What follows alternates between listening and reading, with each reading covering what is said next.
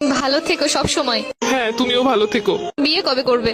জানি না আদৌ কপালে বিয়ে শাদী আছে কিনা। তোমার বউকে বলে দিও আমি যেই হাত ধরেছি ওই হাত যেন না ধরে। তোমার জামাইকেও বলে দিও আমি যে গালে কিস করছি ওই গালে যেন আর কিস না করে। আমরা যে জায়গায় দুজন মিলে ঘুরছি তুমি তোমার বউকে নিয়ে ভুলেও সেই জায়গায় আর যাবা না। বউয়ের মন রাখতে মাঝে মাঝে যেতেও হতে পারে। তুই নেই মাত্র কইলে তুই আর বিয়ে করবি না। এটা তো তোমার কথায় কথায় বললাম। তোর স্বভাব আমি ভালো করে জানি। আমি তো তোর কথা উনানে লেগে কইতেছিলাম।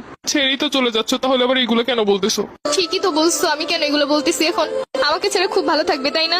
ভালো তো থাকতাম, কিন্তু এই 2-3 বছরে তো হাজার হাজার টাকা খরচ হয়ে গেছে আমার। ঘুরতে গেলে গাড়ি ভাড়া তো আসি, ফুচকা খাওয়ানো, চটপটি খাওয়ানো, আইসক্রিম খাওয়ানো, এইগুলোর পিছনে 70 টাকা গেছে আমার। কষ্ট পেও না, যখন জামাই হবে টাকা পয়সা হলে তোমাকে সব শোধ করে দিব।